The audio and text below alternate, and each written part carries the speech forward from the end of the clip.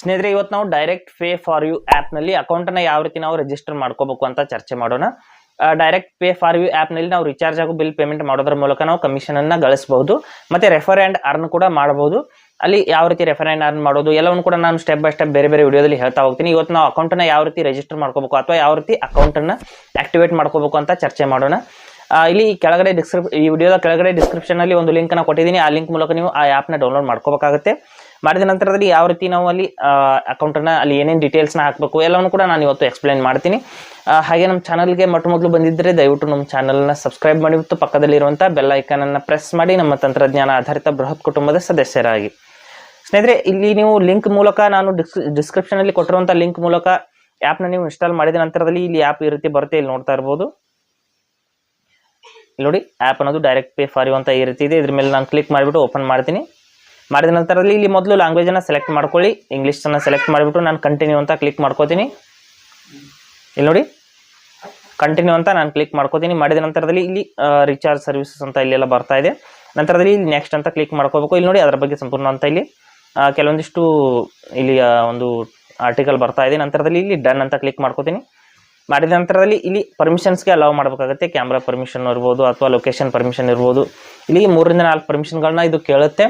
ಕೇಳಿದ ನಂತರದಲ್ಲಿ ನಾವು ಅವುಗಳನ್ನ ಅಲೌ ಮಾಡಬೇಕು. ಮಾಡಿದ ನಂತರದಲ್ಲಿ ಇಲ್ಲಿ ನಮ್ಮ ಫೋನ್ ನಂಬರ್ನ ಹಾಕಿಬಿಟ್ಟು ಲಾಗಿನ್ ವಿತ್ OTP ಅಂತ ಒಂದು ಆಪ್ಷನ್ ಇದೆ ನೋಡಿ, ಅದರ ಮೇಲೆ ಕ್ಲಿಕ್ ಮಾಡಿಬಿಟ್ಟು ನಾವು ಲಾಗಿನ್ ಮಾಡ್ಕೋಬೇಕಾಗುತ್ತೆ. ಇಲ್ಲಿ ನೋಡಿ, ಲಾಗಿನ್ ವಿತ್ OTP ಅಂತ ಇಲ್ಲಿ ಕ್ಲಿಕ್ ಮಾಡ್ಕೊಳ್ಳಿ. ಮಾಡಿದ ನಂತರದಲ್ಲಿ ಇಲ್ಲಿ ನಮ್ಮ ಫೋನ್ಗೆ ಒಂದು OTP ಬರುತ್ತೆ. OTP ಅನ್ನೋದು ಇಲ್ಲಿ ಕೆಳಗಡೆ ಆಟೋಮೆಟಿಕ್ ಆಗಿ ತಗೊಂಡಿದೆ ಸ್ನೇಹಿತರೆ. ನಂತರದಲ್ಲಿ your name as on PAN card ಅಂದ್ರೆ ಪ್ಯಾನ್ ಕಾರ್ಡ್ ನಲ್ಲಿ ಇರುವ ಹಾಗೆ ಹೆಸರನ್ನ ಹಾಕಬೇಕಾಗುತ್ತೆ. ಹಾಗೆ ನಮ್ಮ ಇಮೇಲ್ ID ನ ಹಾಕಬೇಕಾಗುತ್ತೆ. ಮತ್ತೆ ನಮ್ಮ ಒಂದು ಪಿನ್ ಕೋಡ್ ಅಂದ್ರೆ ನಮ್ಮ ಪೋಸ್ಟ್ ನ ಪಿನ್ ಕೋಡ್ ಇರುತ್ತೆ, ಅದನ್ನ ಆ ಒಂದು ಪಿನ್ ಕೋಡ್ ಅನ್ನ ಹಾಕಿಬಿಟ್ಟು ನಾವು ಕಂಟಿನ್ಯೂ ಮಾಡಬೇಕಾಗುತ್ತೆ. ಇಲ್ಲಿ ನೋಡಿ, ಸಂಪೂರ್ಣ ಅಂತ ಡೀಟೇಲ್ಸ್ ನ ಹಾಕಿದ್ದೀನಿ. ನಂತರದಲ್ಲಿ ಇಲ್ಲಿ ರಿಜಿಸ್ಟರ್ ಅಂತ ಒಂದು ಆಪ್ಷನ್ ಇರುತ್ತೆ, ಅಲ್ಲಿ ಕ್ಲಿಕ್ ಮಾಡಿಬಿಟ್ಟು ನಾವು ನಮ್ಮ ಅಕೌಂಟ್ ಅನ್ನ ರಿಜಿಸ್ಟರ್ ಮಾಡ್ಕೋಬೇಕಾಗುತ್ತೆ. ಇಲ್ಲಿ ನೋಡ್ತಾ ಇರಬಹುದು. ಸ್ವಲ್ಪ ವೇಟ್ ಮಾಡಿದ ನಂತರದಲ್ಲಿ ನಮ್ಮ ಅಕೌಂಟ್ ಅನ್ನೋದು ಸಂಪೂರ್ಣವಾಗಿ ಆಕ್ಟಿವೇಟ್ ಆಗಿದೆ. ಅಂದ್ರೆ ಇಲ್ಲಿ ಕೆಲವೊಂದಿಷ್ಟು ಟರ್ಮ್ಸ್ ಅಂಡ್ ಕಂಡೀಷನ್ಸ್ ಇರುತ್ತೆ ಸ್ನೇಹಿತರೆ, ಅವುಗಳಿಗೆ ನಾವು ಅಗ್ರಿ ಮಾಡಬೇಕಾಗುತ್ತೆ, ಅಕ್ಸೆಪ್ಟ್ ಮಾಡಬೇಕಾಗುತ್ತೆ. ಇಲ್ಲಿ ಕೆಳಗಡೆ ನೋಡ್ಬೋದು ಗ್ರೀನ್ ಕಲರ್ ಅಲ್ಲಿ ಅಕ್ಸೆಪ್ಟ್ ಅಂತ ಬಟನ್ ಇದೆ, ಅದರ ಮೇಲೆ ಕ್ಲಿಕ್ ಮಾಡಿಬಿಟ್ಟು ನಾವು ಇವರ ಒಂದು ಟರ್ಮ್ಸ್ ಅಂಡ್ ಕಂಡೀಷನ್ಸ್ಗೆ ನಾವು ಅಗ್ರಿ ಆಗಬೇಕಾಗುತ್ತೆ. ನೋಡ್ಬೋದು, ಸಕ್ಸಸ್ ಅಂತ ಬಂತು. ಓಕೆ ಅಂತ ಕ್ಲಿಕ್ ಮಾಡಿದ ತಕ್ಷಣದಲ್ಲಿ ಅಕೌಂಟ್ ಅನ್ನೋದು ಈ ರೀತಿ ಓಪನ್ ಆಗಿದೆ. ಡಿಯರ್ ಅಂತ ನಮ್ಮ ಹೆಸರು ಬರ್ತಾ ಇದೆ. ಈ ರೀತಿ ಓಪನ್ ಮಾಡಿದ ನಂತರದಲ್ಲಿ ಮೇಲ್ಗಡೆ ನೋಡ್ಬೋದು ಆ್ಯಡ್ ಮನಿ ಇದೆ, ರೀಚಾರ್ಜಸ್ ಅಂತ ಆಪ್ಷನ್ ಇದೆ. ಇಲ್ಲಿ chat with us, talk with us ಅಂದರೆ ಇಲ್ಲಿ ಬೇರೆ ಬೇರೆ ಕಸ್ಟಮರ್ ಕೇರ್ಗೆ ಕೂಡ ನಾವು ನೇರವಾಗಿ ಇಲ್ಲಿ ಕಾಂಟ್ಯಾಕ್ಟ್ ಮಾಡ್ಬೋದು. ಇಲ್ಲಿ 3 ಲೈನ್ಸ್ ಮೇಲೆ ಕ್ಲಿಕ್ ಮಾಡಿದ ನಂತರದಲ್ಲಿ ಇಲ್ಲೂ ಕೂಡ ಹಲವಾರು ಆಪ್ಷನ್ಸ್ಗಳು ನೋಡೋದಕ್ಕೆ ಸಿಗುತ್ತೆ. ಇಲ್ಲಿ refer and earn, refer friends ಅಂತಾನು ಕೂಡ ಆಪ್ಷನ್ ಇದೆ ನೋಡಿ ಸ್ನೇಹಿತರೆ. ಇಲ್ಲಿ ಮತ್ತೆ ಬ್ಯಾಕ್ ಬರ್ತೀನಿ. ಬಂದ ನಂತರದಲ್ಲಿ ಇಲ್ಲಿ ಮೇಲ್ಗಡೆ ನೋಡ್ಬೋದು ರಿಚಾರ್ಜಸ್ ಅಂತ ಇದೆ. ಇದ್ರ ಮೇಲೆ ಕ್ಲಿಕ್ ಮಾಡಿಬಿಟ್ಟು ನಾವು ರಿಚಾರ್ಜ್ ಅಥವಾ ಬಿಲ್ ಪೇಮೆಂಟನ್ನು ಮಾಡಬೇಕಾಗತ್ತೆ. ಇಲ್ಲಿ ನೋಡ್ಬೋದು DTH, ಮೊಬೈಲ್ ರಿಚಾರ್ಜು, ಫಾಸ್ಟ್ಯಾಗು, ಹಿಂಗೆ ಬೇರೆ ಬೇರೆ ರೀತಿಯಲ್ಲಿ ನೋಡೋದಕ್ಕೆ ಸಿಗ್ತಾ ಇದೆ. ನಂತರದಲ್ಲಿ ಬ್ಯಾಕ್ ಬರ್ತೀನಿ. ಬಂದ ನಂತರದಲ್ಲಿ ಇಲ್ಲಿ ಕೆಳಗಡೆ ನೋಡ್ಬೋದು ಟ್ಯಾಕ್ ಟು ಅಸ್ ಅಂದರೆ ನೀವು ಕಸ್ಟಮರ್ ಕೇರ್ಗೆ ಇಲ್ಲಿ ನೇರವಾಗಿ ಕಾಂಟ್ಯಾಕ್ಟ್ ಮಾಡ್ಬೋದು ಏನಾದರೂ ಸಮಸ್ಯೆ ಆದರೆ.